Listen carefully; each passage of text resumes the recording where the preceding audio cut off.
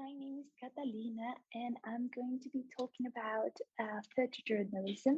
First of all, this is my general topic. So we start in defining the general to the specific for these texts. So we could define photojournalism as the art of telling stories with a camera, with pictures, being sure that your photos contain a big amount of meaning and communicate itself the message the photographer is trying to transmit. It's important that the photo is able to keep this amount of a meaning itself and that you just watch it and just understanding all the meaning behind it and what the photographer wants you to say through this photo. Now I have to focus on the subcategory I choose.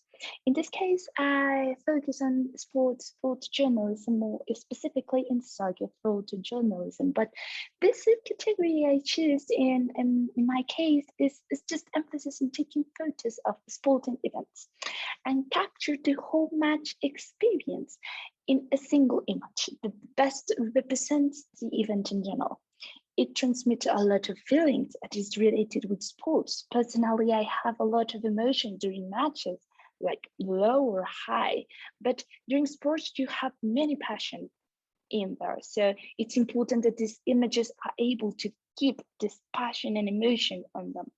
So thanks to this subcategory, I was able to find out a very important man on the club that I personally am a big fan, and is Horacio Lopez. This guy has been a photographer since 1963, and yeah, he was really famous in Spain. He's from Spain, and he was really famous. He appears in a few magazines, and yeah, but Horacio managed to collect the history of the Football Club Barcelona. That is my favorite club, and in just images. He was just focused on taking pictures of the matches and just immortalize them. And he collected around 250,000 of these pictures. And not just this, I mean, this guy just took the most important picture of the history of this club. And I didn't even knew that because it's really old, but this task let me know about the existence of this picture. So let's focus a lot of the legend behind Horace Segui and the picture he took. And the picture he took is the Flying Dutchman. And this has a lot of context behind. This is Johan Cruyff, the guy in the picture, and it was such an important feat as the team Barcelona was facing Atletico de Madrid. Atletico de Madrid in that moment was the current champion of La Liga, the Spanish soccer championship. And after 14 years, Barcelona never won that championship. And with this goal, beating the actual champion, Barcelona achieved to win this championship after 14 years. So this goal has a lot of things. The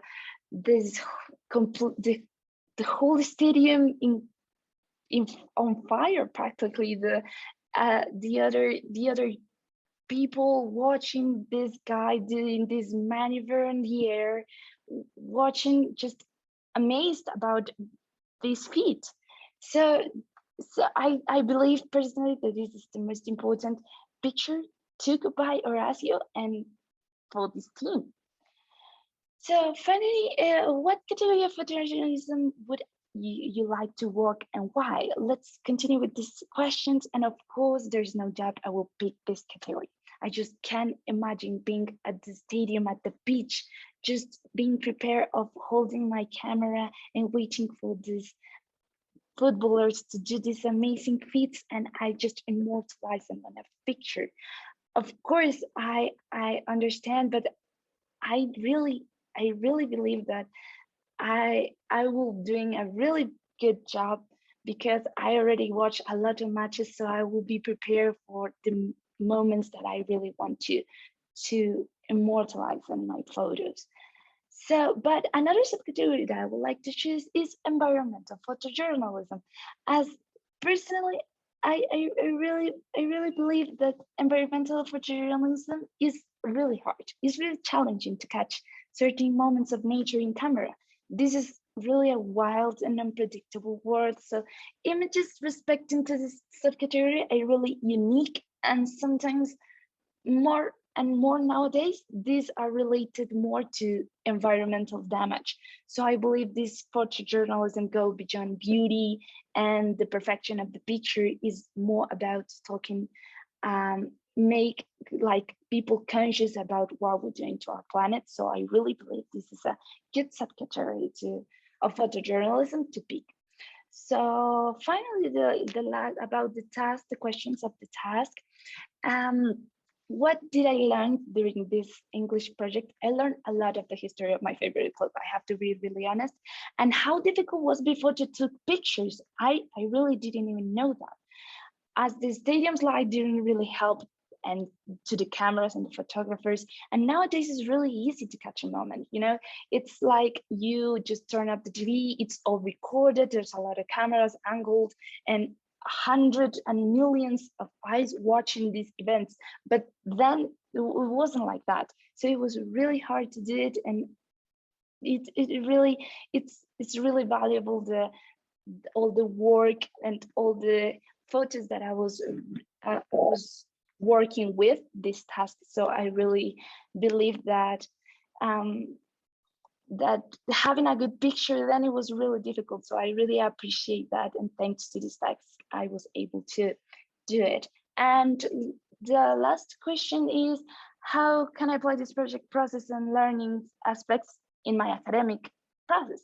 So I believe that this separation of the English task in of the English projects in 3 different tasks was really a good idea, because I was building all my final task during a lot of time and programs and organizations. So it let me have a lot of information and let me get really impregnated with this information, with the details, with investigation. It make me feel more comfy at the end of the task to have a lot of information and know and being sure about the things that I was talking about. So yeah, I think that I have plenty of time to go to specifics, have a lot of details, and formalize and have a really good and complete work. So this is my final task. Thank you, everyone, and bye.